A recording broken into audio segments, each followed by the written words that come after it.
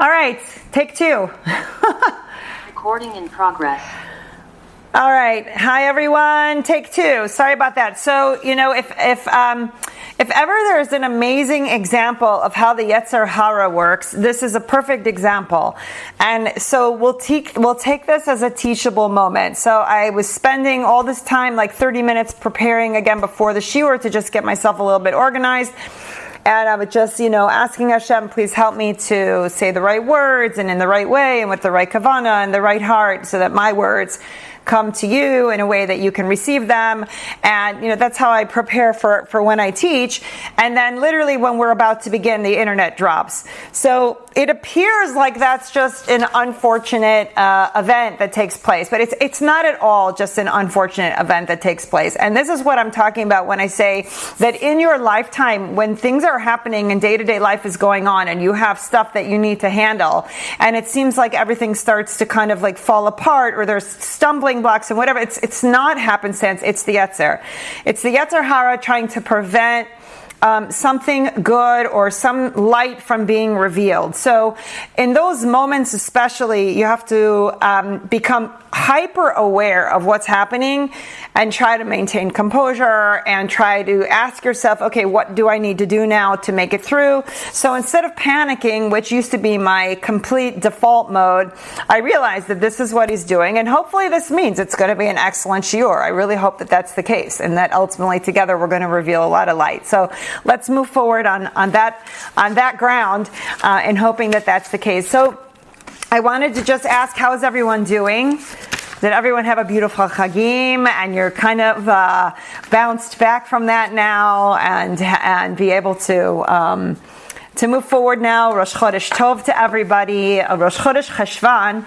Everybody's always asking, why don't we have any Chagim in Cheshvan? There's very few stretches of the Jewish calendar where we don't have something, be it a Chag or a fast day, something that we're observing, right? So Cheshvan is very unique in that manner.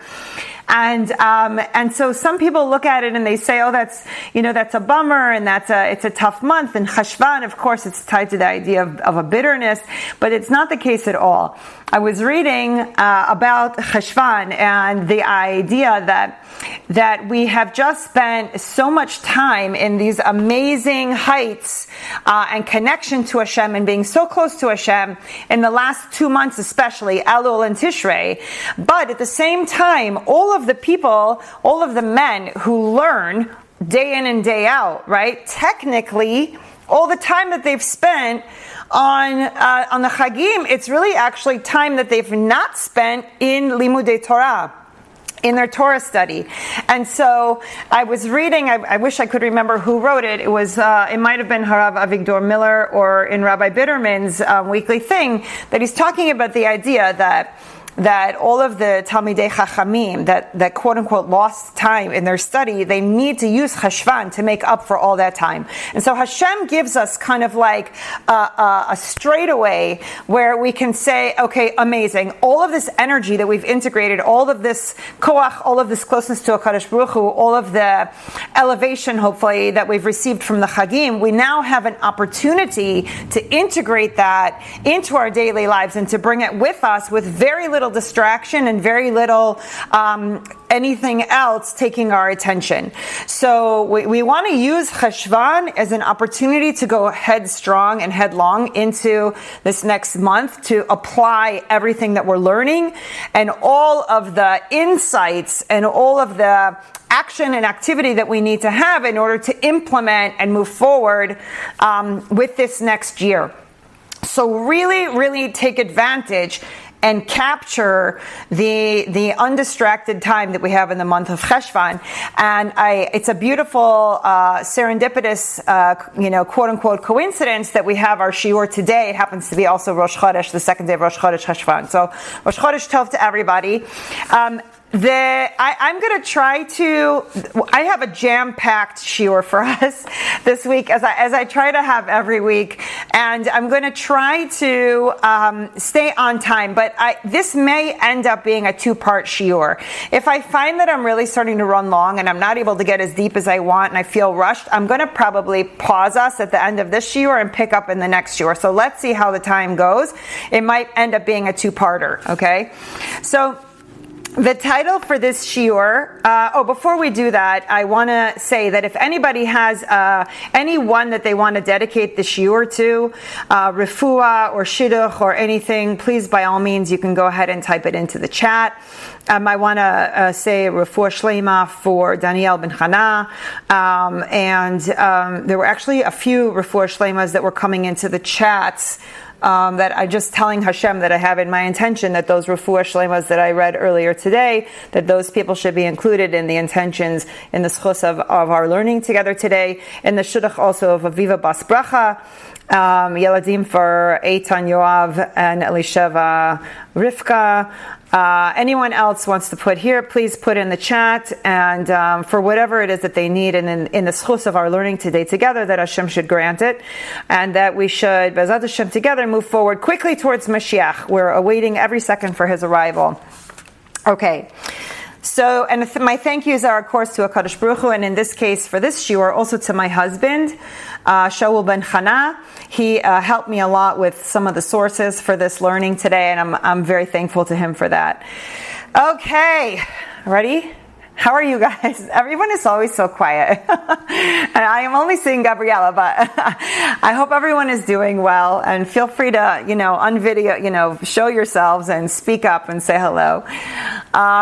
Okay, so the title for our shiur today is Culture and HaShem's Creation. Culture and HaShem's Creation. That's what I've titled the shiurs. Please make sure you have your journals, take notes at the end of the shiur, whether it's today or end up being next week. I'm going to give you guys assignments, give you a little bit of homework to reflect on. So culture and Hashem's creation. Before we dive into this shiur, and this will probably be the last time that I do this, because we're already now rolling. We're on our fourth shiur, Baruch Hashem B'Ayin Hara, and we're going to keep powering forward every week, Be'ezrat Hashem. So I want to just review. If you guys can help me, I would really appreciate it. If you can unmute and help me, I want to review the topics of the first 3 shiurim. And I will, just very quickly, I will give you the title of what the shiur was, and if someone would be willing to volunteer to say what it is, what we talked about very briefly, I would love it. So shiur number 1 was mitzvah and the power of thought. Does anyone remember just briefly what we discussed? Because these 3 subjects in particular, shiur 1, 2, and 4, all kind of link together, even though they're freestanding. So for those people who are just going to start listening in shiur 4, I would love to have them go back and listen to those first shiurim. But just for our sake, anybody remember what we said about thought? About the power of thought and the importance of thought?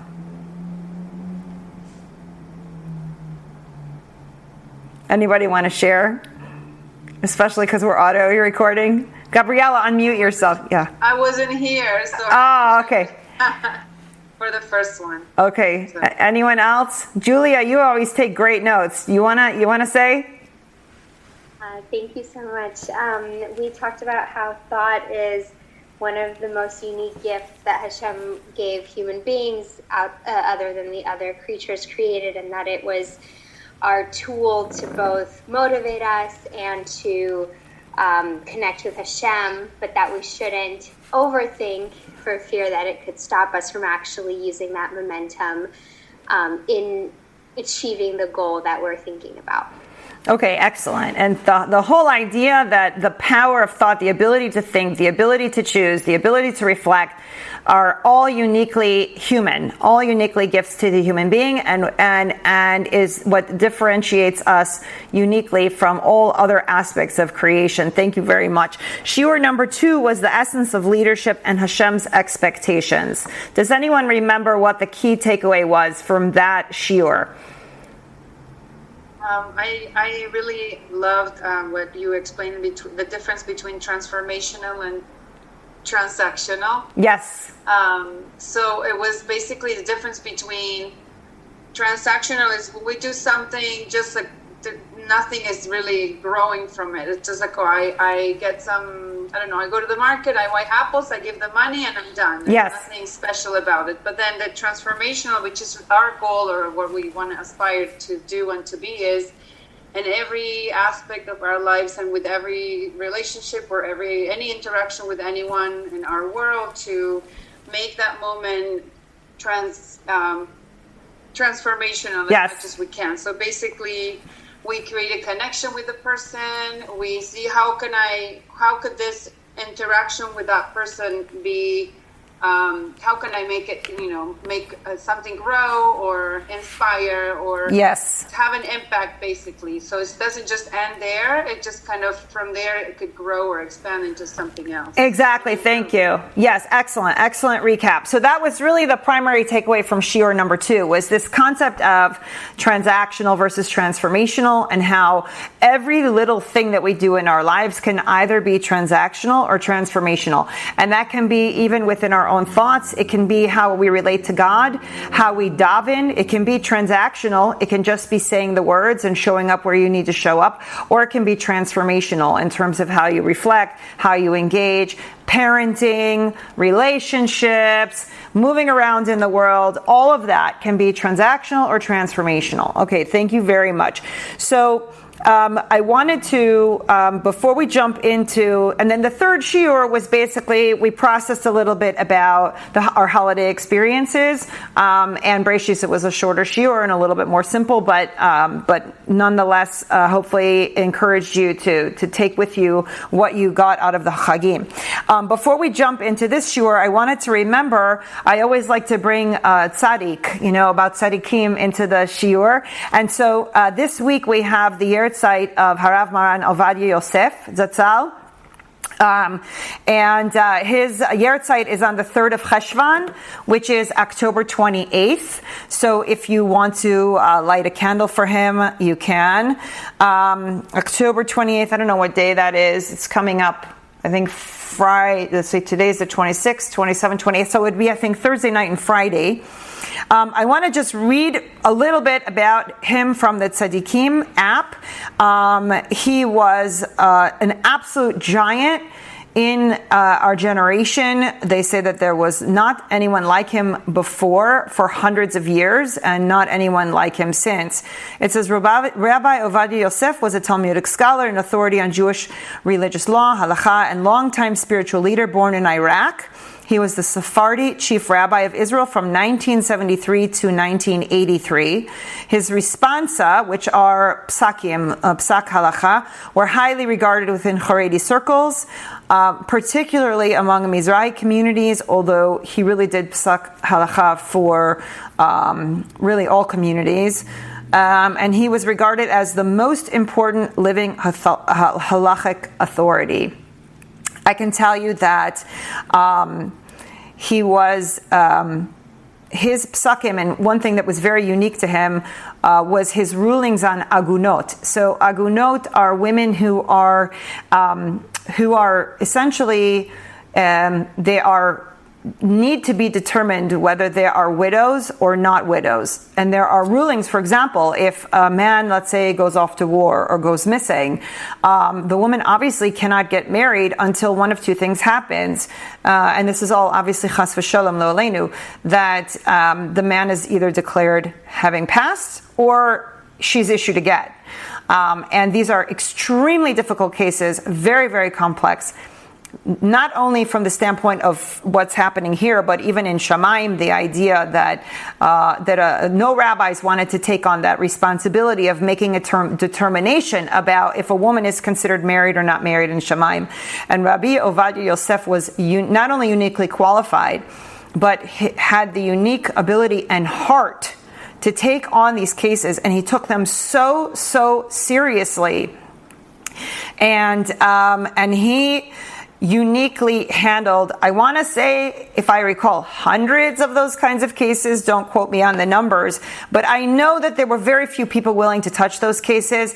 And if he came to a conclusion, I remember reading about him, he cared so much about these women and their status, that if he came to a conclusion on a case, even in the middle of the night, 2 a.m., he would tell his shamash and him immediately to wake her up, whatever it was. He wouldn't even wait 1 second. From the moment that he got the psak, he would immediately let her know. He didn't want her waiting even 1 extra second to know what is her status. And this is how much he cared about the neshama of the women that he dealt with, which speaks so much. I think what's even more testament to the impact that he had on Am Yisrael more than maybe any other Rebbeim of this time is that I think they said over 1 million people attended his funeral in Israel. You have to understand, look at the geography of Israel. How big is Israel? When you go back, if you look at the video footage of his funeral, there were literally people standing in the highways around the cemetery area. They couldn't get to the funeral. There were so many people, just cars literally left on the highway and people walking to the cemetery, trying to get as close as they possibly could. Literally 1 million people. So if someone has 1 million people at their funeral, it means that they mamash had an impact on the hearts and souls of Am Yisrael in a way that very, very few other have. So in his chus, we ask him to bless our learning today, and that hopefully we will be able to light candles for him on his yahrzeit and ask for him to help us in Shemayim also with brachos of whatever that we need. Okay, so now let's jump into this shiur, what we've got planned for today. So we reviewed the 3. So the biggest question is, and I welcome your answers, and for those of you just joining, we're running late today. I apologize. I had internet issues, so we really didn't actually begin the shiur until around 10:15. So if anybody needs to jump off, I understand. And again, we might make this a 2-part shiur. So we have to ask the question, I try to do everything I can with intention. Why is this topic relevant? Why is this topic of culture and HaShem's creation relevant? Before we go into anything at all, I want you to turn your brains on and put your thinking caps on and think about this concept of culture, which we're going to get into defining. But off the top of your head, I'm very curious if you want to just type it in the chat, you can, or if you want to unmute and say you can. I want you to really reflect on the idea, why would this topic of culture and HaShem's creation be relevant to us as Jewish women? Any thoughts about that before we get in? I just listened to, not to get political, but it just sometimes when culture becomes very used to certain lack of morals or certain behaviors, then it creates a confusion about what's okay and what's not okay, or how we need to strive to be holy in a culture that doesn't necessarily pride itself in holiness. Okay, excellent. Anyone else? Thank you. Anyone else want to add? So let's first, before I start to kind of answer that question a little bit, let's first define the idea of culture. I'm going to all the sources for the shiur are listed on the shiur notes, which I'll post up into the Google chat. So any of this that you want to go back to and find where I got it from, you can go ahead and look at that. On the sources chat. But let's look at how culture is defined generally, not according to Torah. Let's look at it. This is from a book called Organizational Culture and Leadership. It's actually a book that I had to use in my doctoral program, and I think it does an excellent job of helping for us to begin to create a framework for how to reflect on the concept of culture, because we hear in Hebrew the word is tarbut. We hear about this word of culture, and we throw it around a lot. But let's really break it down and see what it's looking like. Hi, Julia. Nice to see you. Okay, so we have a few different things that help to define culture clearly. I'm just going to read the highlighted bullet points of how this book defines it. We'll run through it, and then we can begin to apply it. So, observed behavioral regularities when people interact. So, behavioral interaction is the first bullet point. Climate. What they mean by climate is, how do you feel in any certain environment? Okay, so again, I'm running through the bullet points of how culture is defined according to psychological and sociological norms. Okay, so you've got observed behavior regularities, what's considered regular behavior within a group. You have the feeling, the climate within the group, formal rituals and celebrations that are, unique to the group, values, defined values, formal philosophies of the group, norms, what's considered normal among the group. They put it here, I think it's interesting how they word it, rules of the game, rules of the game. These are unwritten, unspoken rules about how to get along within the group. Okay, so I think this is kind of tied to what's like quote unquote norms, but they're calling it also, they're even expounding on it to say rules, what you have to abide by according to the societal structure of the group. Identity and images of self, how people are expected to kind of think and reflect about themselves within the context of the group. Embedded skills, skill sets that are expected of the group. Okay? Habits of thinking, language, and mental models. Does that make sense? Habits of thinking, mental models, and language paradigms. Okay?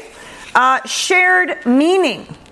So basically what that means is that if you were to say a phrase or refer on something, everybody would understand what you're talking about because there's shared meaning behind that idea or language or concept that the group understands. Root metaphors, integrating symbols, ways that groups evolve to characterize themselves that become embedded in the culture. Okay, so you can go back to the recording to kind of listen to all of those again, but the idea here is that there are very clear guidelines and structure that helps to define culture as a whole. Okay, so basically, when we're talking about that, what we're seeing is that all of society, all of human society is designed that there is a culture within group. And even within the larger group are subgroups, and even within subgroups are even further subgroups. Now, even if we just limit our examination of culture to Am Yisrael, to the Jewish people, I'm sure right off the bat you could probably even list 10, I'm just throwing that number out there, groups or subgroups within Am Yisrael. Minimum, there's like probably hundreds, right? We know all the different, even just within Orthodox Judaism, how many different subgroups are there? You have a Breslev, and you have Chabad, and you have Ashkenaz, and you have Sephard, and you have Sephardic, you have Mizrahi, you have all of the Hasidic different groups that everybody follows by what they follow by. So even within this group, there are so many different subgroups, and even within that are subgroups. So you see how important culture becomes. It becomes something that we are in it and we are a part of it, but it's so much a part of the existence of a human being that it's even something that we don't even think about because we're in it. Does that make sense?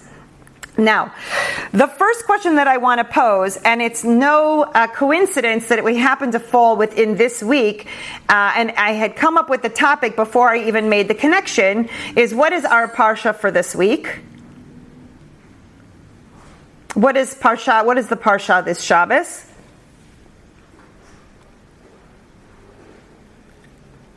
Noach. Okay? Noach. What's happening in this parsha? Hashem is literally rebooting the system, starting from scratch. The culture that had developed in all of the generations prior, Hashem said, enough. This is no good. This is not working for me. This is not what I wanted. It's not what I intended. The culture had become one of Sdom ve'Amorah, right? It had become one where it was an upside down society, right? Wicked actions were rewarded, righteous actions were punished, And that had become the culture. And Hashem said, this is no longer acceptable to me. I'm starting over. And with the exception of Noach and his family, that's exactly what he did. So really, the timing of this session with the Parsha, it's not coincidence. I wish I could take credit for saying it was my intention. It wasn't. I literally realized it in the aftermath. But it shows you that everything that's happening in life, we can always find things in our lives going on that are tied to the Parsha. Right? Because we're living in the momentum of Hashem's world and system. And so everything going on in the world is always in some way tied to what's happening in the Torah at that particular time and place. So when we begin to talk about culture, we have to really think about it in the context of an entire reboot for all of society, all of humanity in the world at this particular point in time. So when we talk about that, and we talk about a reboot on culture, and we talk about Hashem wanting to create something new in the world, we think about phrases and ideas that are tied to culture. And some of these are notes from things I had taken during my classes. So I want to just throw them out there to you, are phrases and concepts that reflect on culture. Okay? And then we're going to plug them into a Torah concept. So the idea of, in culture, we say that when we have reflection as being a crucial aspect of the culture, right? These are things we desire. When we have expectations, high expectations, and setting the bar is being an aspect of culture. Not being afraid to say no, not being afraid to set limitations on what we accept within a culture. To understand that power and righteousness are not equally coexistent. They're not the same in culture. Just because someone has power doesn't mean they're righteous. And so in the context of culture, we have to break that down. We have to take that apart and look to see, right? There were people in the generations prior to Noach that had a tremendous amount of power, but they were wicked. They were Rasha'im. So power and righteousness are not necessarily equated, right?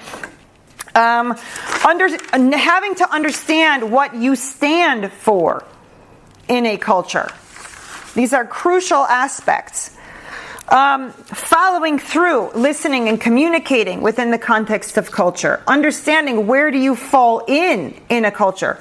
These are all the kinds of things that we have to be thinking about when we think about where we live, how we live, what we stand for, what is the culture that surrounds us.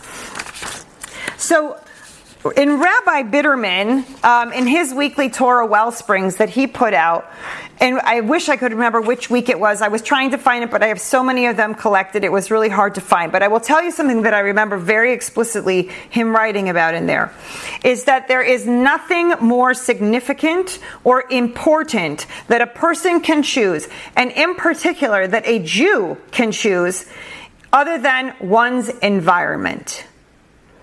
And what is meant by that? The culture in which a person lives. Your environment is infused with culture.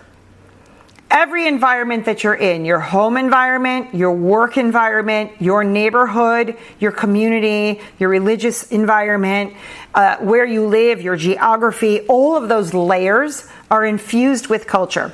And those cultures layer one on top of the other. And you are a part of all of them. Now, the analogy that he brought is the idea that we all know that water, which is obviously fluid and seems soft and seems, fairly harmless in the right amounts, is actually powerful enough to wear away at rock. Right? Are you all familiar with that concept? The idea that if you have a rock and you have a river, or you have a rock and you have drips of water that are just going drip by drip by drip by drip, right? Day after day, week after week, year after year, eventually that water will erode the rock, something that seems immovable, right? Unchangeable, so strong. But we see that drip by drip, or the river, the stream flowing by, will eventually erode and wear away at that rock. That is the analogy of our environment on us. That is the analogy of the culture on us, right? So if you take an exceptionally righteous human being and you put them into a particularly rotted culture and environment, most likely they will do their best to maintain the highest levels of righteousness that they can. But it is unequivocal that over time, the level of righteousness will drop if that person is exposed to the culture and to the environment in with which they're in. And so what do tzaddikim, what do righteous people tend to do, other than, of course, rule number 1, choose the right environment, right? But let's say that's not possible. Let's say that you are a shaliach for Chabad, for example. They're all over the world, and they're in all of these different cultures and all of these different environments, right? And they have to interact with them. They need to have a very, very, very high level of both resistance and, what's the other word that I want? Resistance and, what's the word when you can bounce? Resilience. Resistance and resilience, okay, in order to push back the influence of the culture. But ultimately, the only way to resist influences of culture is separation, right? So if someone is living in an environment that is negative or can have a bad influence on them, the only way to protect themselves is to really separate themselves, meaning they have as limited exposure to the bigger culture as possible. Does that make sense?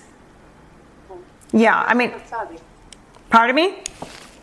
Like Yosef Atzadik. Exactly. Basically surrounded by everything that he didn't want to, but that was just where he was at that moment. Exactly. Now, very interesting that you bring that up. I love that example. You know, we think about the years that Yosef spent in the jail, right? And we think to myself, oh my gosh, he's in the jail. This is horrible, horrible, horrible. It's the biggest favor Hashem could have ever done for him. Why?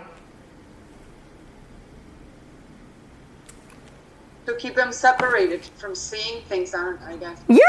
He was separated from all of the Rashayim, all of the culture, all of the influences of what was going on above him while he's in the jail, in the pit, right? You know, he was separated. So at first blush, you say, oh, poor guy, he's in the jail for so long. In the end, how did he reach the level of righteousness that he reached? He had all of that time separated and apart, purified, and exempt from the influence of the culture around him. I don't know. Could he have? Maybe he could have achieved the levels that he achieved without that. Nobody knows other than HaKadosh Baruch Hu. But it is really something to reflect on. The fact that he was in a culture of such, negative influence and completely contrary to the values of which him, his father, and the forefathers held, and yet still was able to achieve what he achieved. We have to really ask ourselves, is it because of the absence of the influence of culture that assisted him to reach the heights that he reached? So that's an excellent example. I want to share with you a story that I love about this particular point. And I heard this story a long, long time ago. So this story is a story about two young fish, two teenage fish, swimming in the ocean, okay? And they're swimming along, the two fish, and they're chatting with each other. And from a distance, they see an old fish coming towards them. And they see the old fish coming closer and closer. And as the old fish passes him by, he looks at the two young fish, and he says, "How's the water?" And he keeps on swimming. And as they pass by and the two fish get away from the older fish, they look at each other and they say, "What's water?" You understand the story here? What's water? They're living in it. They're breathing from it. They're swimming in it. They're born to it. It's their existence. It's the nourishment of their existence. But they're not aware of it. They have no consciousness of it. Only the elder had a consciousness of what is water. And I love this analogy. I love how this makes us think. Because this is exactly where we are. This is exactly how most of us live. The idea that we're living in it, we're breathing in it, we're swimming in it, we're born into it. We're born into our culture, we're born into our environment. And at the same time, we have literally no awareness about what it is that we're swimming in. I just want to go to the comments really quickly, to the chat. Yes, exactly. So Julia is writing here in the chat the idea that the segregation, the separation of the Jews in the shtetl is what we're able to keep Jews Jewish. This is 100% right, and something that we're going to continue to expound on in the class. Exactly. So having now laid the groundwork for understanding, I hope I have, let me know if I haven't, but what is culture, how we are in it, and how, for the vast majority of us, we don't have an awareness of it, we have to begin to say, when Hashem did this reboot with Noach, what was he intending for us? Generations and generations and generations later, in the toughest times in the history of Am Yisrael, we could theoretically say, on the cusp of Mashiach, Be'ezrat Hashem, the lowest levels of generations having gone by, how do we tap in to Hashem's intentions for us in terms of our culture, our environment, His creation, and our role and our part in that? So what I would like to do, and it's already 10 to 11, so we're just getting, I think we're going to end up having this be a two-parter, but I want to get into the very first part of it at least, and then if we have to, we'll pick up on the second half, next week. So Julia touched on it in her comment, okay? So how did Hashem build in His system for us the culture He desires for Am Yisrael? How do we know what He wants? For this, we need to look at two aspects of Judaism, of Torah living. The first one is Havdalah. Havdalah. What is Havdalah? We say Havdalah every single week, Motzei Shabbos. Someone want to expound just briefly on what is Havdalah? What does the word mean? What is our culture defined for us, Havdalah? How do we understand it? If I walk up to another Orthodox Jew on the street that I've never met before, and I say to them, Havdalah, what's going to come to mind? What are they going to understand from that? None of us have ever had this conversation before together. What do you know? What is my intention when I bring to you the concept of Havdalah? Isn't it separation, lehavdil? Exactly. Separation. Havdalah. Lahavdil ben kodesh lechol. Ben or lechoshech. Ben Yisrael la'amim. The difference between something that is kodesh, holy, and chol. Right? Every day. Normal. Regular. Or light, lechoshech. Darkness. Yisrael, Am Yisrael, la'amim, to all the other nations. Lehavdil, havdalah, separation between. Okay? So when we begin to look at Hashem's system and Hashem's creation and Hashem's reboot, we have to understand first and foremost that the way Hashem has devised our culture, our way of life, and the life by the way and the rules of the Torah is Havdalah, lahavdil, to make a separation, a difference between everything we do and the rest of the world. So in this case, when I say goyim, I'm talking about the other nations, right? Generally, goyim when we use the word goy, we think non-Jew. In this case, it is non-Jews, but I'm specifically referring to the difference between Am Yisrael, Hashem's holy nation in creation, and the goyim, all the other nations. So in order for us to even begin to reflect upon culture and what Hashem intended for us, we have to understand first and foremost is Havdalah. That in all of Torah, in all of the halachot and the rules by way Am Yisrael is meant to live, it is separate, different, and apart from everything else in creation. Are you with me? Does that make sense? So, we can list it off together. And we're talking, of course, about observant Jewish life, because Hashem did not create, and I don't mean to upset anybody by anything I said. I'm talking, when we go to the books, when we go to Torah, when we go to the text, we understand that Hashem's creation of Am Yisrael was not to be secular. That is not why Hashem created Am Yisrael. Hashem created Am Yisrael to be an Am Kadosh. Lahavdil ben Kodesh l'chol, ben Yisrael la'amim. This is what is written. So we're not talking about Jews, people born Jewish, who are secular Jews and unaffiliated Jews. We're talking about the way in which Hashem intended for a Jew to live. So when we look at that specifically, we see a difference in how we dress, a difference in how we eat, kashrut. You cannot eat what the rest of the nations eat. You do not dress the way the rest of the nations dress. You do not socialize the way the rest of the nations socialize. What do I mean by that? When you go to an Orthodox affair, a simcha of any kind, what do we typically see? What is the structure? What is the setup? Men and women separating. Right, separation. Again, the concept of separation, right? Separation between men and women. Why? Because Hashem created us. Hashem knows our nature. And Hashem knows what is the way to most keep us in a state of Kedusha is separation. That men and women are not socializing and chitty-chatty with each other. There are very specific rules and guidelines about the interactions of men and women in a Torah lifestyle. Again, the concept of separating in order to create a holy scenario, a holy environment, a holy culture, an elevated culture. Okay? Schooling. We see that we don't send our children to the same schools as the other nations send their children, right?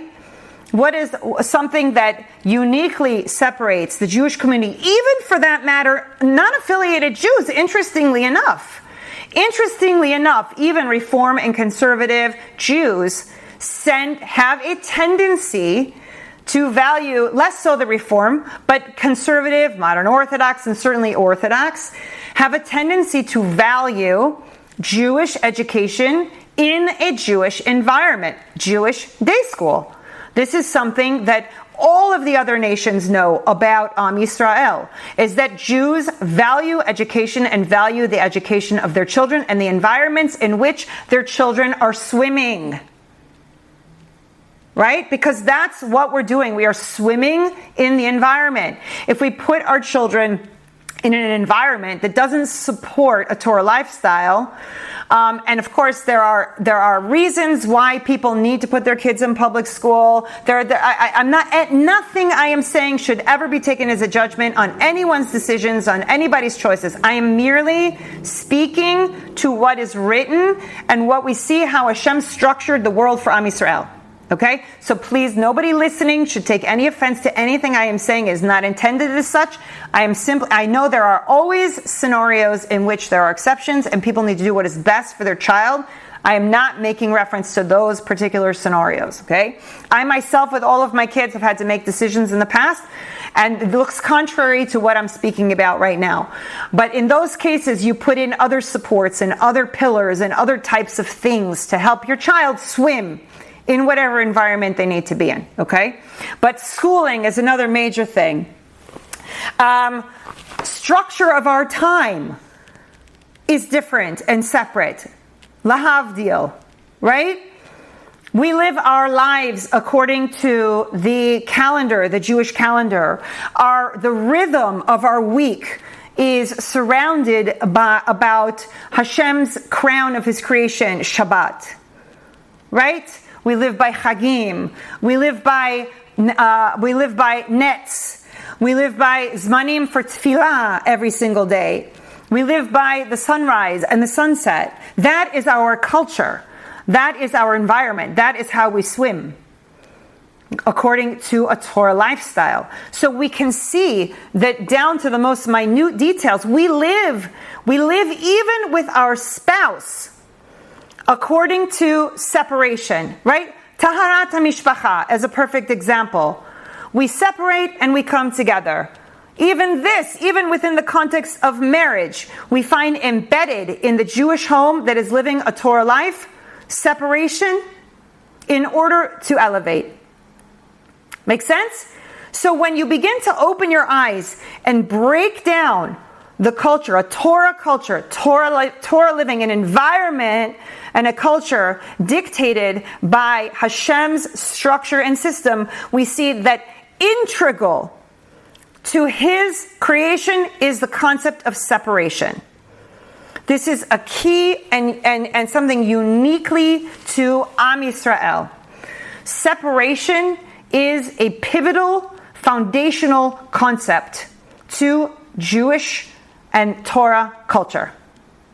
Does that make sense? Is how I'm breaking it out for you guys making sense? And so what Julia wrote here in the chat about communities being separated and keeping themselves separate, this is how they maintained their Yiddishkeit. It's how maintained their relationship with Hashem, and it's how they maintained their existence from generation to generation. Okay, is through the concepts of separation. Let's see here. What did I want to? I just want to make sure I'm not going over any sources that I wanted to include here. Oh, here. Okay. I want to read to you a couple of things from Harav Avigdor Miller that tie to these concepts. So he talks here about the power of free choice. And I think it's very applicable to this concept of culture and separation.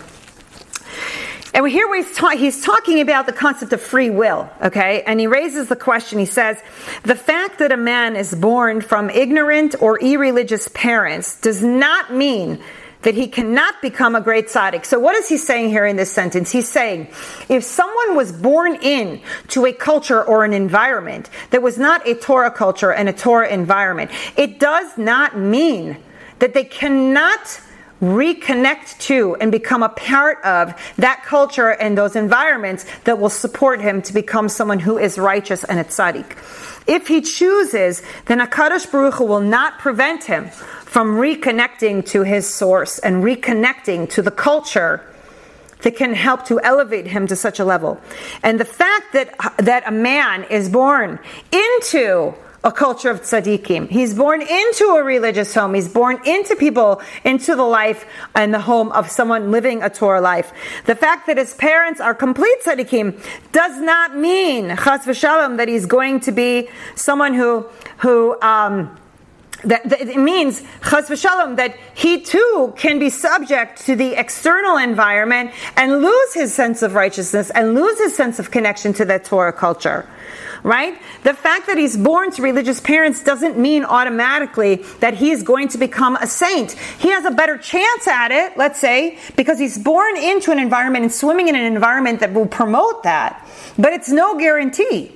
What he's saying is that because Hashem gave us free will, that every man must make it his own business to become the best that he can be. Now, we can either, if we're in a culture to support righteousness and Torah living, it's going to be easier for us. But if we are exposed to a culture that is antithetical to that, because we have free will, God forbid, but we can choose to connect to that as well. And it will pull us in an opposite direction. He said anybody can change. Every single person, every single yid can change. And that change can be absolutely tremendous. And so therefore, as long as man is alive, there's still hope. And that is one of the lessons that we learn when we see that children are sometimes different from their parents. It's an expression of free will, and it's an expression of influence of culture upon us. We see it in our own eyes, how culture directly impacts us, one way or the other. You know, there's the quote that someone who has made tshuva can stand even higher than the most righteous of the righteous. Right? And the idea here being that someone who has clawed their way out of the culture of the goyim, the other nations, to achieve a level of being a Baal tshuva that has come as close to Hashem as they can, coming from a very, very difficult and challenging background, right? Not born into a Torah life, stands even higher than the most highest righteous tzaddik. stands closer to Hashem because they had to work that much harder to achieve what they wanted to achieve and to get to where they're going. And when we begin to really reflect on culture, we see why that is so. Because in the culture that we're living in today, for example, there's 1,000,001 things to pull us in the direction opposite of a Torah life. Right? We experience that. We experience the cognitive dissonance between what Hashem wants from us according to Torah and what the world has to offer us, which is the opposite of what the Torah stands for, essentially. And then we can begin to appreciate communities like Bnei Barak and Meir Sharim and those communities that fence themselves off from the rest of the world and don't really want anything of the world. They want only a Torah life, and they want to be with themselves. Why? Because they understand the inherent nature of how culture and environment can influence. Does that make sense? So these are really, really important things for us to reflect on when it comes to culture. Go ahead. Who wants to share? Yes, I wanted to ask a question. Sure. So we're talking about the location you're living.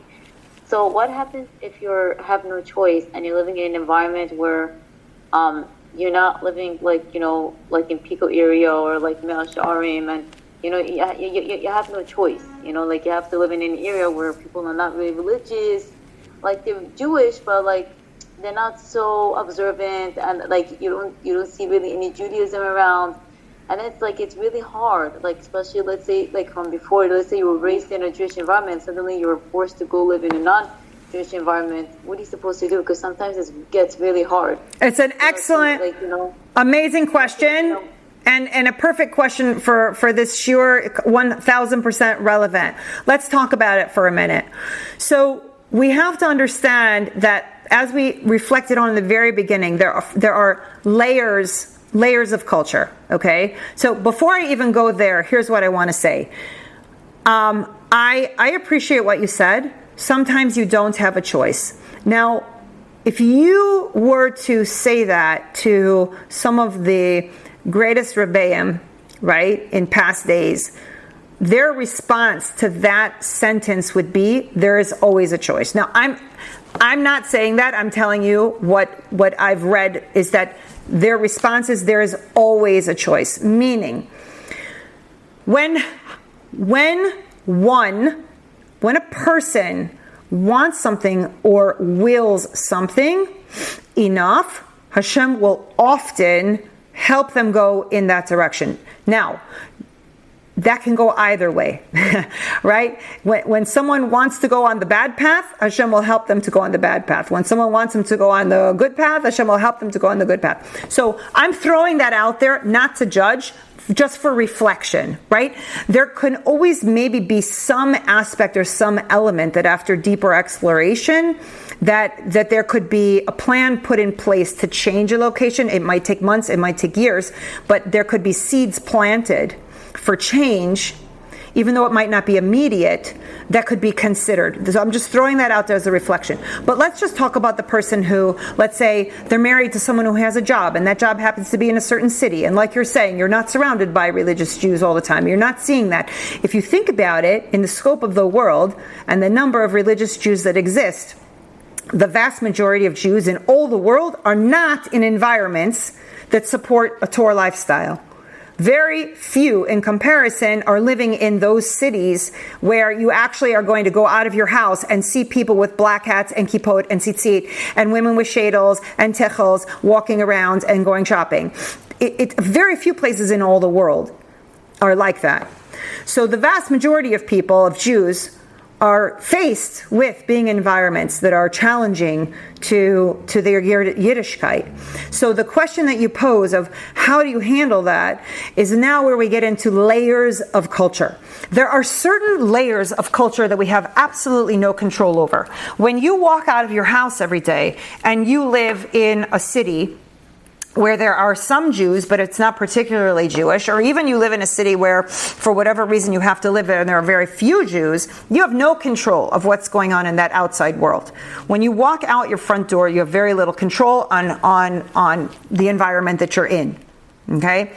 Now, if you are somewhere where you do have a synagogue, you have a Jewish day school, and you can make those choices, at a minimum, you can choose to engage in those places with those communities, which will help you to kind of support. They'll give you some pillars to help support you in your environment. If you don't have that at all, then your choices are very, very limited. But at first run, when you say, okay, you can't control your culture outside of your house, what you can control is where you engage. So that would be your first line of a defense. Where are you going? Where are you visiting? What are you exposed to? If you have a husband, if you have sons, and you're teaching them about the importance of Shmiras Ha'inayim, you're not going to take them to the beach, where there is literally no opportunity whatsoever for Shmiras Ha'inayim. A religious man has very little business being at a beach that is not a separate beach or a private beach or a men-only beach, right? This is just a matter of fact. In Los Angeles, you cannot go to the beach and expect that your husband is going to be able to have an easy time with Shmiras Ha'inayim. That's the nature of things. So your first line of defense is choosing where you go, what you're going to be exposed to, and to try to anticipate those things before you're going there. That would be the first thing. But the second thing, the second layer would be the culture and the environment in your own home. That, hopefully, you and your spouse, you and your children, you do have some control on that. You do have a direct influence on the culture and the environment that's going on in your home. And you have to ask yourself, how much are you doing or do you want to do to protect and preserve that culture that you're creating within the four walls of your home? So, for example, in my home, and it's been an evolution over the course of time, whereas when I first got married to my current husband almost 15 years ago, Baruch Hashem, we were both still in a place where, although we were religious, Shomer Shabbos, Shomer Kashrus, Shomer Chagim, all of that, we would go to a movie. We would let our kids watch certain, educational programming and so forth.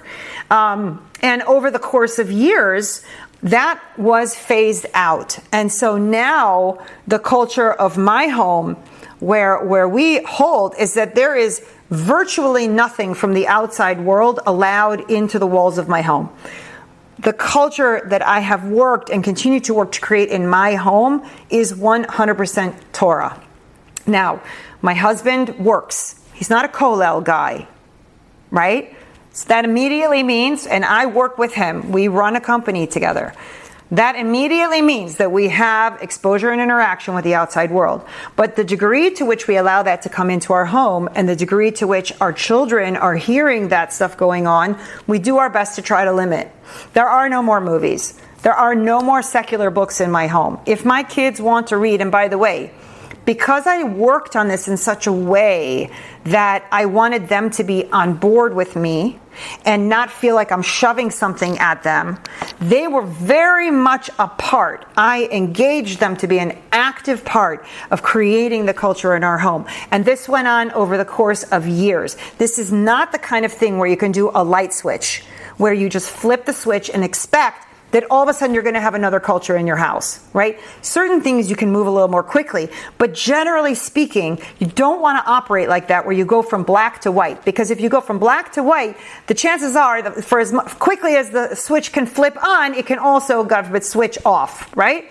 So this has to be a process, a diligent, conscientious process of how to create a culture in your own home.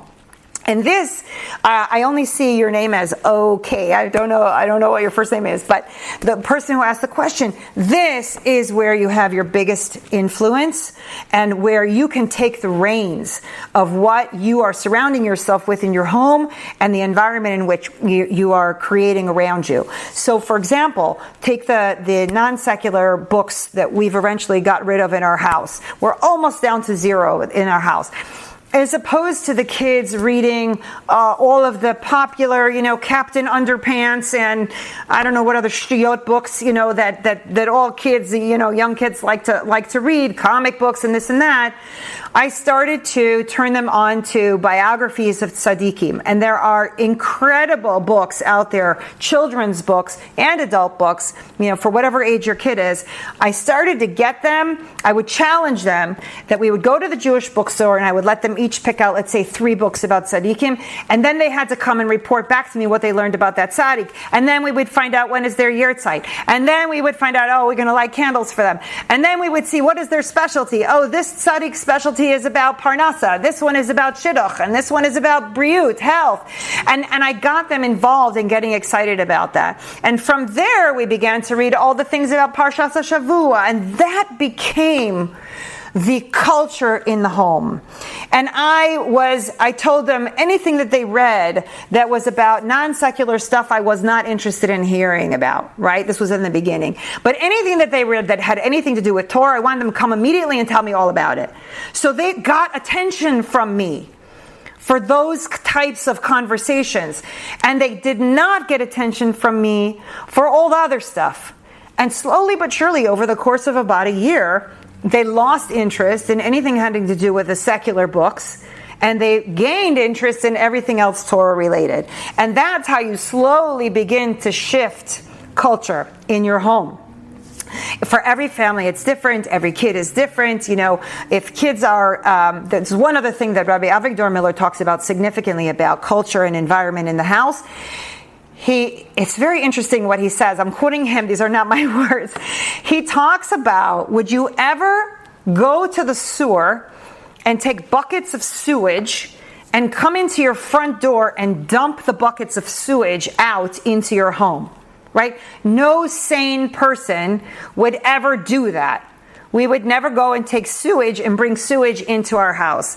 And he brings the analogy that when you allow general television, general magazines, general books and things like that, politics, political shows, all the news, even the news is so, detrimental and terrifying. If you bring this stuff into the house, it's the equivalent of bringing buckets of sewage and dumping it into your living room. That's what he equates it to. He said the number one biggest tool of the Satan is television, internet, right? They didn't have internet in his day. Television, radio, he would say. The newspapers, he would say. Today we know internet, right? When we invite those things into our home, we're literally giving the Satan a seat at our table. That's essentially what he's saying. And so, short of the fact that today all of that content is very devoid of any meaningful value, and it usually seeks to promote fear and anxiety, which none of us need, we want to look at things that enrich a Torah environment and that limit the influences of the outside world in the home. I feel like I've expounded on that probably a bit too much, but you asked the question about what can you do? Bye, Gabi, nice to see you. You asked the question about what can you do? And this is something that you can do. This is something that you do actually have direct control on. I'm going to read one more thing, and then I think we're going to call it a day for today, and we'll do part 2 next week. We'll get into the second aspect of what helps us to create culture, and then we'll be able to finalize how we really view HaShem's creation and what He structured, and the secret kind of construct that Hashem brought to us in order to bring us as close to Him as possible. All right. So this is again Rabbi Avigdor Miller talking about improving your environment. I'm reading directly from him, okay? He said the number one issue is to be patur from the influences of our environment. Even though we may not read their newspapers and go to their schools, but the atmosphere, exactly what you were asking, the culture is saturated by the input. He calls it the shtus and the lies of the goyim. Those are his words. And you cannot help yourself, because naturally the majority of things surrounding us will inevitably have unfavorable influence on our minds. And again, this is the idea of the water wearing away at the rock, the idea of the fish swimming in the water and not even understanding that it's that's their environment. It's what's holding them. Okay, Therefore, you have to work very hard by listening to all you can to the emes. And the emes is, of course, Torah and the world in which Hashem created. Havdalah ben, the Havdil ben Kodesh lechol. Okay? By hearing constantly all the things that fill our minds with real Torah ideals. Shiurim, reading about tzaddikim, learning about the Parsha of Shavua, engaging with your family about Torah aspects. Be'ezrat Hashem, a husband that's davening in shul with a minyan, and also learning Torah and Torah study. He's saying this is, in the answer to your question, literally the words here, Rav Avigdor Miller, I'm reading it from the page, that's how you fight back. That is how you push back. That is how you push back against the culture that is antithetical and the antithesis of everything that you as a Yid stand for. That you as an Am Kadosh, as a holy nation stand for. That you stand for Hashem. You are a walking, breathing representative of Hashem's Torah on this planet.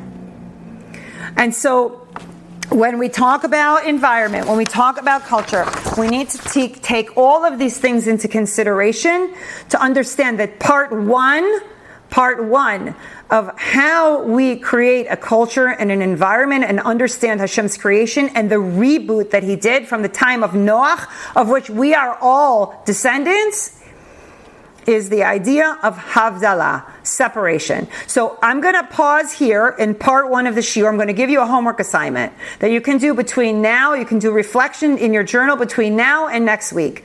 And that is to ask yourself if and how you are actively participating in Havdalah, in Lahavdil ben Kodesh lechol, ben Or lechoshech, veben Yisrael le'amim. How are you in your daily life working as a Yid, as a Jew, as a Jewish woman, to separate yourself from all the other things in Hashem's creation that were not intended for us as Jews? How are you actively engaging in Torah living to push back against a culture that we live in, that we swim in, that we breathe in every single day, that is the opposite of Torah life? So I'm going to leave those questions for you to think about. And then, Be'ezrat Hashem, when we come back together next Wednesday morning, I think we'll open with that. I'll ask you guys to share with me what ideas you came up with, right? Where do you find that you are influenced by culture that maybe you're not currently aware of? And where are you pushing back against the culture as a means to try to connect to Hashem in the way that He designed us to do? Does that make sense? Amazing. Okay, thank you guys all so much for your time. I'm going to post, I'm going to wait to post the Shiurim notes until next week because it has the whole second part and I don't want to ruin the surprise. But I will definitely post the audio, B'ezrat Hashem, the audio and the Zoom recordings in the Google Drive, and as well as the on YouTube. And I will go to the messages. And answer. I don't see any messages yet. Go ahead and type and you're so welcome. I'll wait for the messages, but in the meantime, I'll say Shavua Tov and Shabbat Shalom to everybody, and B'ezrat Hashem, we'll see each other next week. Thank you so much. Thank you. May I ask a question? Yeah, please, Julia, go ahead.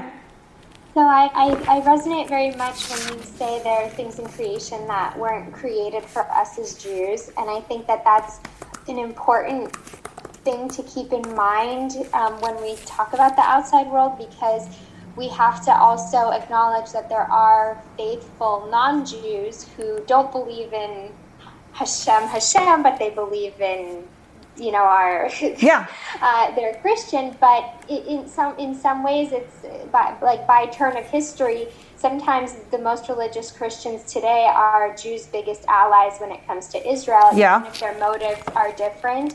And so I feel like a lot of religious Christians also suffer with certain things in our culture that are not godly. For sure. And so I think that I really like how you said that we have to recognize that even if we relate to them or we agree with them, that there are certain things that just weren't meant for us. That doesn't mean it's sewage. It doesn't mean we want our kids to engage, but there are people and people in the Goyim nations who are righteous, who aren't sewage or who aren't out there to destroy us. And I think that those are very precious people and precious things to acknowledge when we are battling the current degradation in our culture. Uh-huh. There are other religious people who aren't Jews who are also battling that. So it's interesting that who used to be our worst enemies in the past, like during the Crusades, are now kind of struggling with the same things. Sorry, not a question, more of a... No, but it's an excellent observation, and it's an excellent application of the concept of culture in the world that we see, right? In the world that we live in. Because anybody in today's world who believes in God and is actively in any form of observance of God, right, is butting up against the same type of challenges that an observant religious Jewish person would be butting up against, right? There are certain core values that non-Jewish religious people share with us, right? Now, of course, we know that everything in creation is coming from Torah. Every other religion comes from some aspect of Torah, even though it might be, convoluted or going into a completely different place, right? But we know that certain basic things that when we see that there are God-fearing people who are not Jewish, who believe in God in whatever form that they do, they believe that God has a system. They believe that there are consequences for behavior. They believe to some degree that what you put out there comes back to you. And we see a culture that we live in today at such a low place that is totally against anything that seems to be logical, that seems to be promoting relationship with God, that seems to be honoring a creator with an intention of what he wants for all of humanity. Listen, if Hashem didn't care about Goyim, he would not have made the 7 laws for Goyim. Right? They are just as much his creation as we are. Only we hold a different space in creation than they do. So when I believe, and I hate to kind of like put myself in a place of speaking for any rabbi, but I believe that when Rav Avigdor Miller is talking about the filth that we allow into our homes, he's not specifically talking about, let's say, that you meet someone and they're a righteous goy, chas v'shalom. No, I mean, if they're a righteous goy, they're a righteous goy. He's talking about the media influences. He's talking about the lack of value for life, the lack of respect for a creator, all those other things that we see in our environment. You're talking about all the different places in which the Satan has direct control and influence. Right? I mean, we see that today in the media. The influence that the media has today, it's a stronghold. It's not. You have to really actively limit your exposure to the media today because they wield such tremendous power on the mind. You have to remember, we can say, okay, I decide who I let through my front door of my house, right? But we talked about this in the very first shiur. You have to also have protected gateways to your mind. You need to protect your mind. You need to be very careful and mindful about who you allow space in your head. I think I probably mentioned in the very first shiur that when it comes to exposure to the outside world, and in particular media, I don't engage in anything having to do with media anymore. I figure if I need to know it, if the sky is falling or if Mashiach arrives, somehow that message will get to me. And it doesn't have to be through CNN or NBC or any of those online media outlets, right? Like somehow I will know. Somehow in one of my chats or somewhere at someone, like I'll hear the shofar, God willing, like I'll know. And pretty much everything else I don't need to know. And I found myself to be able to focus more intensely on creating the life I want, a Torah life, without those outside influences and without those voices in my head. And frankly, because I tend to be a very sensitive person, without that fear-mongering and anxiety-producing information that everything is breaking news, every 5 seconds breaking news. How much breaking news can there be? Like, it doesn't make any sense. There's no breaking news. Like I said before, when Mashiach comes, that's breaking news. Chutz mizeh, outside of this, I'm not interested. I don't want to hear your breaking news. So yeah, we have to do a lot of davening. That's what we have to do today. In today's day and age, davening, that's really where it's at. So, and interestingly, having mentioned that, davening is something that has become a part of my own personal culture. It's something we didn't touch on yet. I would like to remember to touch on that next week. In addition to the culture of our home and our communities and our neighborhoods and our schools, our culture here in our minds, the culture of our thoughts, things we value, the things we want to focus on, that when things come into our minds that are not in alignment with our core values, we need to kick them out, right? When the Yetzer Hara is whispering in our ear, we need to learn how to become tone deaf to that input, and so that I think that's probably another important aspect for us to touch on maybe next week is the idea of our personal space, right? To talk about that every human being has an aura. Every human being has an energy field around them, and you can feel that, I guarantee you. We'll talk about this more next week, but when you go into someone's energy field, you can feel. You meet some people and you immediately love them, and you meet some people and you immediately do not want to be around them. And that's a part of the sensitivity of your own culture, the environment you've created for yourself. What do you resonate with? Do you resonate with high vibrational people, right? Do you desire to be pulled towards kedusha, tzaddikim, Torah value, or are you pulled towards another direction, whatever the opposite direction might be? We have to really think about that for ourselves. Okay, I will release you, students. You are released. Danielle, hi. What did you say? Hi, doctor. I wanted to ask. So, should we not vote? Oh my gosh, that's such an amazing question.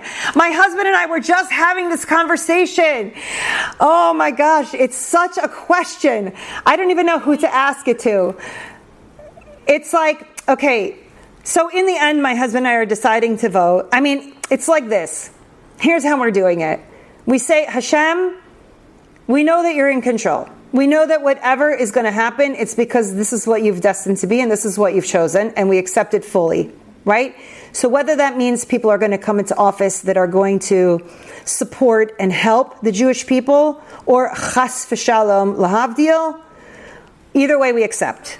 We know that you're in charge. For that we need to educate ourselves culturally around with what's happening around us. Exactly. So and so to be aware.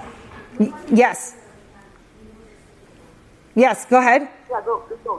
Yeah, go on. No. So I was going to say, so basically what we did when we were filling out our ballots and figuring out who to vote for, we were kind of like, okay, Hashem, we know you're in charge, but here's what we're hoping for, and we're going to do our hishtadlus to hope that that's how it turns out.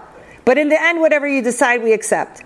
So that's how we're voting. We are voting, and I think that you're so welcome. And I think that I think it probably is very important to vote. I think if it was not important to vote, the religious parties in Israel would not have created their own party, and that the Rebbeim would not be telling blocks of their communities how to vote. Because in the end, we have to live by the laws of the nation. In the end, that's what a Jew is obligated to do. Yes, we have our own laws. Yes, we have our own halachot, but we are obligated to abide by the laws of the nation. And so in this way, to the extent that we can influence it in a way that supports our core value, it makes sense to vote. But it's an amazing question. Not so simple, right? Not so simple. I don't want to be negative, but there is a certain faction of the Orthodox community, the Haredi community, that won't even talk to other people that are not on their, other Jews that are not on their level. And that's very negative, but it's what we also experience around us. And you know why that is? Because people are people. I understand that they don't want to want to separate themselves. Yeah, I mean, listen, there are those people that are in Kiruv, and there are those people who are not in Kiruv. That's not a priority, and that's okay.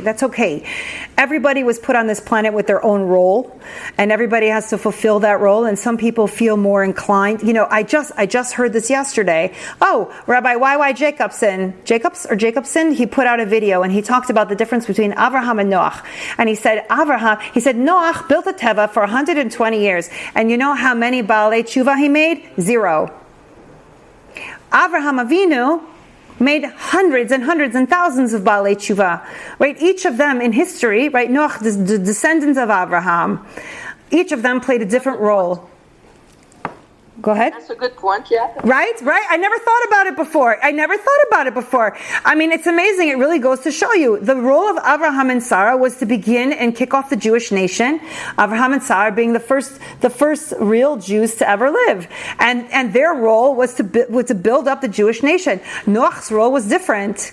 His role was not in Kiruv.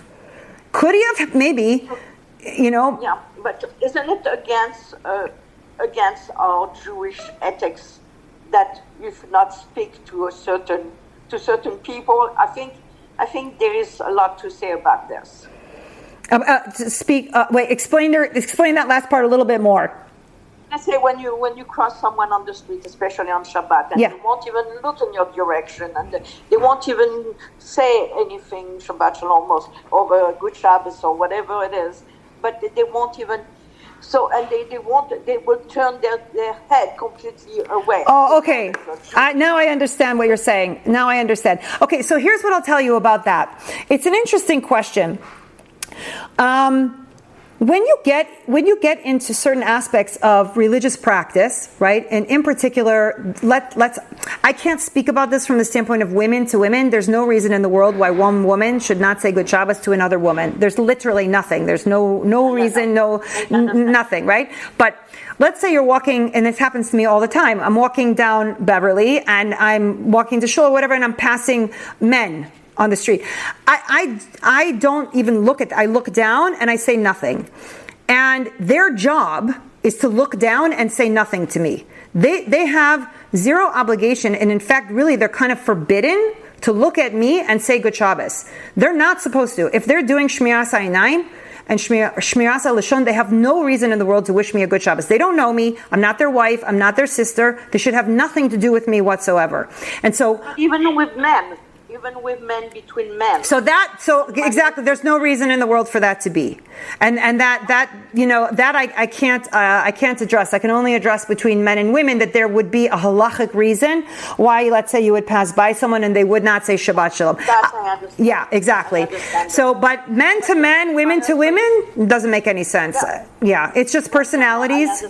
It's just personalities. It's just, some people would be inclined to be friendly and say Good Shabbos, and other people not. They don't want to be bothered, or maybe they're in the... Listen, let's give everybody the benefit of the doubt. If somebody is deep in thought, and they're thinking great things, and as they're walking on their way, and they're thinking Torah thoughts, or they're thinking about a chiddush, and I like to make assumption that everybody is busy doing something better, and they're distracted, and that's why they don't say hello. But who knows what it is? In the end, I've learned it's really not my business. My business is what I do, and I don't take offense by someone, to say hello, not hello. Would it be nice? Yeah. Would it show achdus and ahavas Yisrael? Absolutely. But not everybody is built like that. And so better to just, like Rav Avidor Miller says, when you see a Yid, whether you know them, you don't know them, you pass them, you're driving by, you see them walking, you wish them well in your mind, tell Hashem to give them a bracha and move on with your day, and you get a mitzvah. That's how he talks about it. Thank you so much. You're so welcome. Okay. All right, everyone. So Bezat Hashem, we'll see you next week, and I'll try to get everything posted as quickly as I can. Thank you. Take care, everyone. Thank you so much. Bye. Bye.